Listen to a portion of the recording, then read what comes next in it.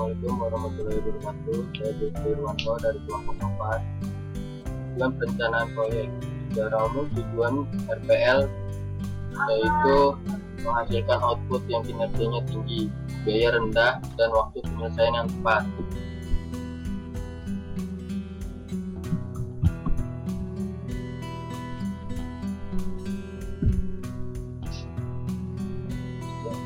Secara lebih khusus, kita dapat menyatakan tujuan RPL adalah memperoleh biaya produksi perangkat lunak yang serendah-rendahnya, menghasilkan perangkat lunak yang kinerja tinggi, andal dan tepat waktu, menghasilkan perangkat lunak yang dapat bekerja pada bagian berbagai jenis platform, menghasilkan perangkat lunak yang biayanya perawatannya rendah. Nah, di sini ada gambar yaitu software engineer. Software engineer adalah manajemen berkaitan dengan pengelolaan pengukuran RPL, termasuk perencanaan proyek perangkat lunak. Software designer adalah mencakup proses penampilan arsitektur komponen antara muka dan karakteristik lain dari perangkat lunak.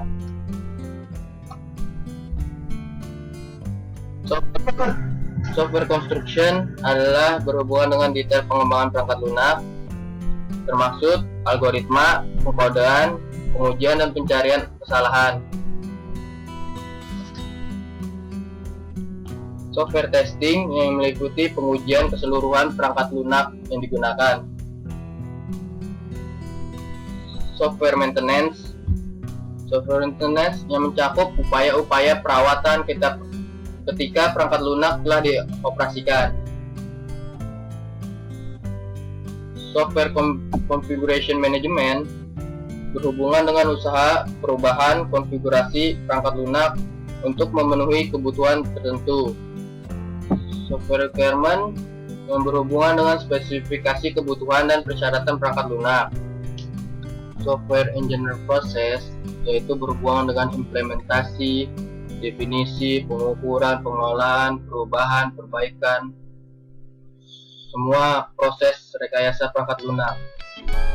Software quality menitik beratkan pada kualitas dan daur hidup perangkat lunak tersebut. Dan software engineer tools and method mencakup kajian teoris tentang alat bantu metode RPL. Dan yang terakhir, software engineer management. Software engineer management ini berkaitan dengan pengelolaan dan pengukuran RPL, termasuk perencanaan proyek perangkat lunak.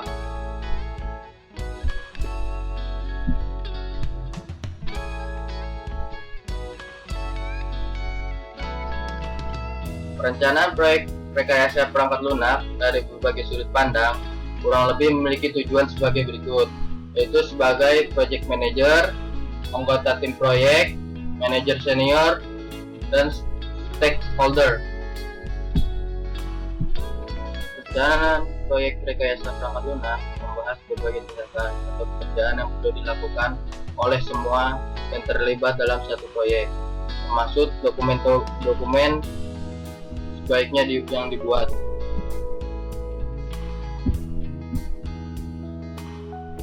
Dokumen perencanaan proyek rekayasa perangkat lunak akan terdiri atas sub dokumen berikut: vision dan scope, statement of work, resource list, work breakdown, structure, project scheduler, risk plan. Ruang lingkup proyek perangkat lunak. Ruang lingkup perangkat lunak sesuai definisi yang telah disampaikan sebelumnya, maka ruang lingkup RPL dapat digambarkan sebagai berikut. Software requirement berhubungan dengan spesifikasi kebutuhan dan persyaratan perangkat lunak. Di sini kita akan mendeklarasikan kebutuhan-kebutuhan seperti fitur dan fungsi-fungsi yang ada di sebuah perangkat lunak yang berorientasi kepada usernya. Jadi di saat software requirement ini, si penyelenggara atau tim pelaksana dari project pengadaan softwarenya akan bertanya kepada end user tentang kebutuhan mereka mengenai software tersebut. Kemudian software design. Software design di sini adalah mencakup arsitektur komponen, antarmuka, dan karakteristik lain dari perangkat lunak. Contohnya adalah seperti apa tampilan yang akan dibutuhkan oleh end user atau pengguna. Misalnya dalam contoh ini adalah temanya seperti apa, kemudian model interface-nya apakah terstruktur atau hierarki atau mesh seperti itu. Nanti di sini akan dilakukan desain software antarmukanya.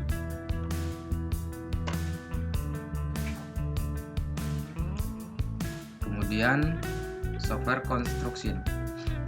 Software construction berhubungan dengan detail pengembangan perangkat lunak, termasuk algoritma, pengkodean, pengujian, dan pencarian kesalahan. Yang dimaksud di sini adalah software construction ini mewakili bahasa apa yang akan digunakan, codingnya seperti apa, kemudian pengujian algoritmanya apakah menggunakan berbasis OOP ataupun terstruktur. Nah, di software construction ini akan dijelaskan seperti apa si software ini akan dikembangkan atau dibuat. Kemudian software maintenance. Software maintenance adalah upaya-upaya untuk perawatan ketika perangkat lunak telah dioperasikan. Jadi ketika sudah di software maintenance, maka software itu telah dilakukan software testing dan sudah running. Setelah sudah running, maka bagaimana si pengguna ataupun developer melakukan maintenance kepada softwarenya agar berjalan dengan baik seperti apa yang telah diharapkan. Kemudian selanjutnya adalah software configuration. Software configuration manajemen berhubungan dengan usaha perubahan konfigurasi perangkat lunak untuk memenuhi kebutuhan tertentu. Contohnya adalah apabila dalam tenggang waktu ataupun ketika softwarenya sudah berjalan, kemudian di tengah perjalanan itu atau setelah running ada perubahan, dan perubahan itu harus cepat dilakukan. Nah, di sini adalah fungsi dari software configuration, bagaimana si software nantinya akan bisa melakukan konfigurasi sesuai dengan kebutuhan tertentu. Contohnya adalah misalnya dalam software visitor management. Di suatu hari ada permintaan dari customer untuk menampilkan daftar tamu secara monitoring secara lifetime. Maka nanti di software tersebut akan dilakukan konfigurasi mengenai tampilan daftar tamu secara lifetime. Jadi seperti contohnya untuk software configuration.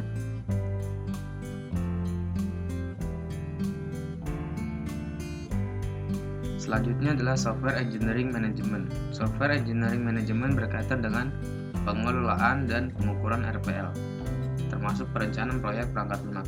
Jadi di sini adalah bagaimana software nantinya akan direncanakan sebagai proyek. Jadi di sini masih cenderung ke perencanaannya. Software engineering tools and method. Jadi di sini adalah mencakup kajian teoritis tentang alat bantu dan metode RPL.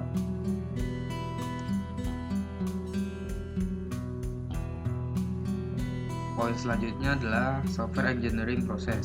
Software engineering process berhubungan dengan definisi, implementasi, pengukuran, pengelolaan, perubahan, dan perbaikan proses RPL. Selanjutnya software quality. Software quality menitik beratkan pada kualitas dan daur hidup perangkat lunak. Software quality ini bermaksud adalah bagaimana si softwarenya nanti akan handal, aman, dan reliability.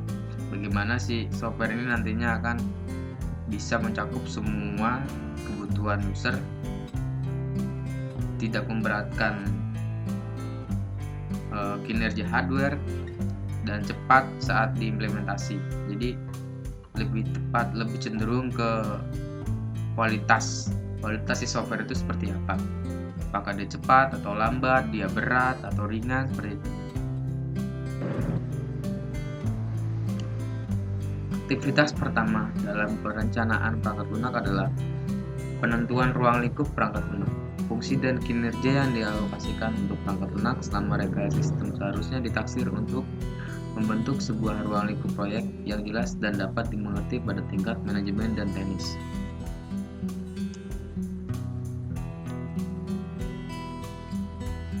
Ruang lingkup perangkat lunak menggambarkan fungsi, kinerja, batasan, interface, dan reliabilitas. Fungsi-fungsi yang digambarkan dalam statement ruang lingkup dievaluasi dan dalam banyak kasus juga disaring untuk memberikan awalan yang lebih detail pada saat estimasi dimulai. Selamat malam, perkenalkan nama saya Adrianus Egi Hendriawan. Saya akan melanjutkan pembicaraan teman saya tentang ruang lingkup proyek perangkat lunak. Sekarang saya akan menjelaskan tentang media yang digunakan sebagai jembatan antara si klien dengan si pengembang perangkat lunak tersebut. Media yang digunakan kedua belah pihak dengan cara berkomunikasi. Komunikasi dapat dilakukan dengan melakukan pertemuan atau wawancara sebelumnya dengan metode tersebut. Maka si pengembang akan mengetahui apa yang diinginkan dari klien dalam pembuatan proyek perangkat lunak tersebut. Di sini dijelaskan tentang teori Gauss dan Weinberg mengusulkan bahwa analisis yang harus memulai dengan mengajukan pertanyaan-pertanyaan bebas konteks, yaitu serangkaian pertanyaan yang akan membawa kepada pemahaman yang mendasar terhadap masalah orang yang menginginkan suatu solusi, sifat solusi yang diharapkan, dan efektivitas pertemuan itu sendiri. Jadi, menurut Gauss dan Weinberg ini, wawancara harus dimulai dengan mengajukan pertanyaan-pertanyaan yang akan membawa si pengembang mengetahui masalah yang mendasar dan sifat solusi yang diharapkan atau diinginkan agar pertemuan tersebut dapat solusi yang efektif dalam sebuah pengembangan proyek perangkat lunak. Proyek perangkat lunak ini sendiri bertujuan untuk mengubah perangkat lunak atau software yang sudah ada sebelumnya menjadi perangkat lunak yang baru yang lebih efektif dan efisien untuk si pengguna. Di sini dijelaskan syarat-syarat yang menyertai RPL. Syarat-syarat yang menyertai suatu rekayasa perangkat lunak ini sendiri, yang pertama, rekayasa perangkat lunak tersebut harus menghasilkan suatu perangkat lunak baru yang mengikuti dan memenuhi para pengguna perangkat lunak di seluruh dunia. Jadi yang dimaksud di sini RPL tersebut harus memenuhi keinginan para pengguna perangkat lunak tersebut. Untuk yang kedua, perangkat lunak yang dilakukan pengembang menggunakan rekayasa perangkat lunak itu harus bisa dilakukan secara perawatan dan pemeliharaan serta bisa mengikuti perkembangan teknologi yang semakin pesat. Mungkin yang dimaksud dengan perawatan ini kayak maintenance atau update, di mana ya kalau kita nggak update kita nggak bakal bisa mengikuti perkembangan zaman. Yang ketiga, perangkat lunak yang mengalami rekayasa perangkat lunak tersebut harus memiliki taraf efektivitas dan efisien yang tinggi sehingga mempermudah penggunanya dalam melakukan efektivitas dan dengan hubungan dengan perangkat lunak tersebut.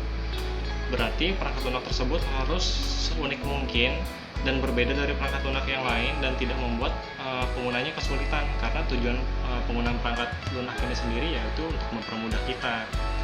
Dan yang terakhir, yang keempat, perangkat lunak baru yang dihasilkan dari rekayasa perangkat lunak harus bisa dilakukan pengujian terlebih dahulu untuk efektivitas dan kebenarannya. Ya, secara nggak langsung kita harus uji dulu semua perangkat lunak yang kita buat untuk sebelum kita pasarkan ke si pengguna. Demikian video dari saya, mungkin kelanjutannya akan dilanjutkan oleh teman saya. Terima kasih. Beberapa sumber daya yang dibutuhkan. Yang pertama, sumber daya project. Terdiri dari 3 tipe sumber daya. Yang pertama, sumber daya manusia. Yang kedua, sumber daya komponen software. Dan yang ketiga, sumber daya perangkat keras atau perangkat lunak.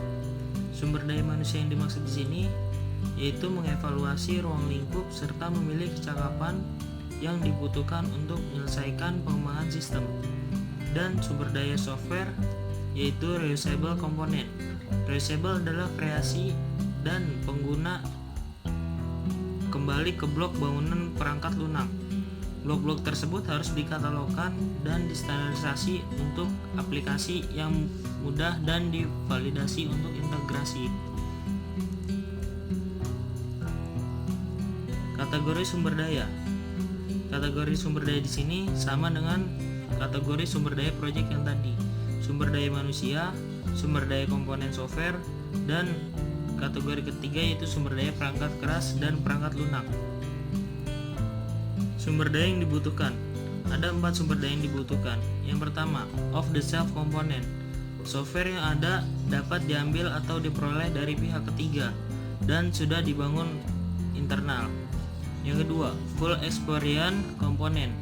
Spesifikasi, desain, code, atau data test yang sudah ada dikembangkan pada proyek yang lalu serupa dengan software yang akan dibangun pada proyek saat ini.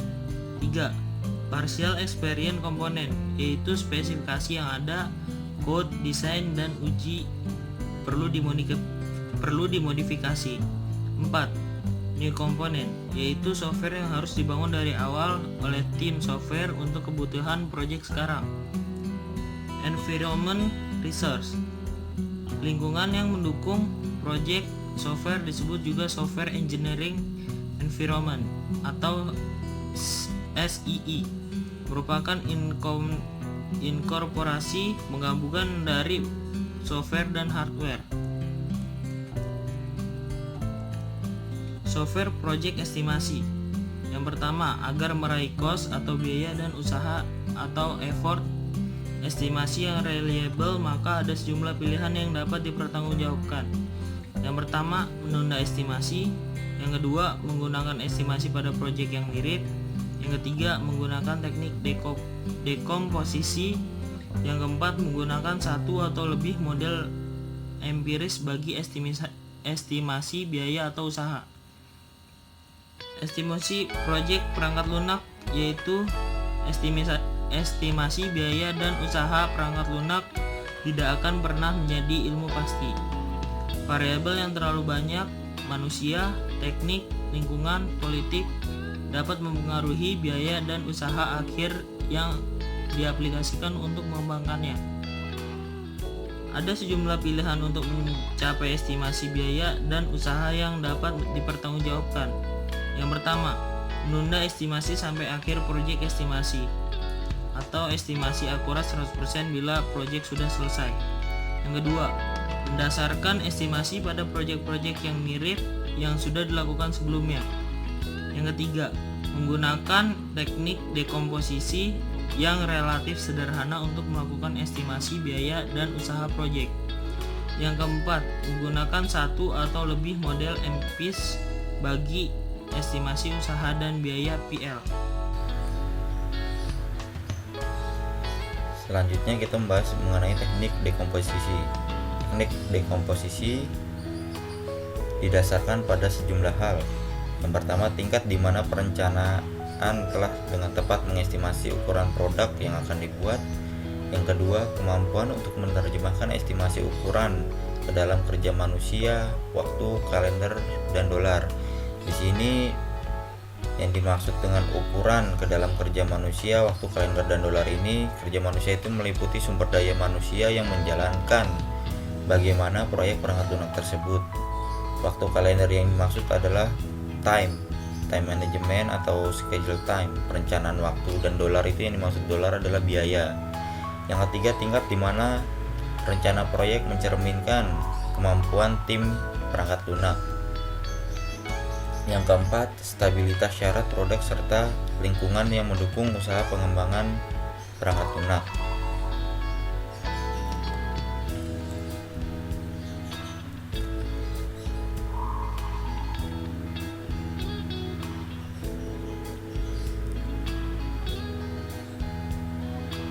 Teknik dekomposisi dalam konteks perencanaan proyek, ukuran berarti keluaran yang dapat dikuantitatifkan dari proyek perangkat lunak.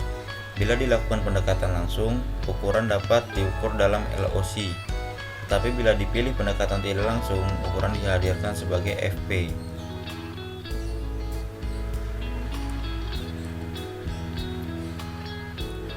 Selama estimasi proyek perangkat lunak, Data LOC dan FP digunakan dalam dua cara. Yang pertama sebagai variabel estimasi yang dipakai untuk mengukur masing-masing elemen perangkat lunak. Yang kedua sebagai metrik baseline yang dikumpulkan dari proyek yang lalu dan dipakai dalam hubungannya dengan variabel estimasi untuk mengembangkan proyeksi kerja dan biaya. Ini yang nomor satu ini dia lebih ke perencanaan baru untuk proyek baru.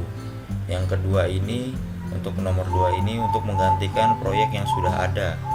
Jadi kita mengumpulkan proyek-proyek yang kemarin yang telah kita lakukan untuk digunakan untuk proyek yang sekarang ini, yang selanjutnya.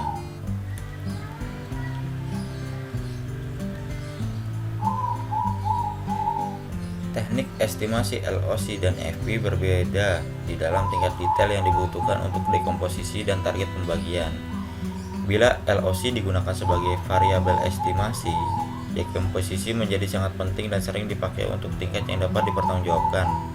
Semakin besar tingkat pemisahannya, semakin akurat estimasi LOC dan FP yang dikembangkan. Jadi kalau untuk LOC itu dia untuk variabel estimasi. Nah, semakin besar tingkat maksudnya semakin banyak yang dipisah itu, maka semakin banyak dan semakin detail gitu. Semakin detail variabel perangkat lunak yang akan kita bahas dan yang akan kita teliti di sini. Selesai, sekian dari saya. Terima kasih.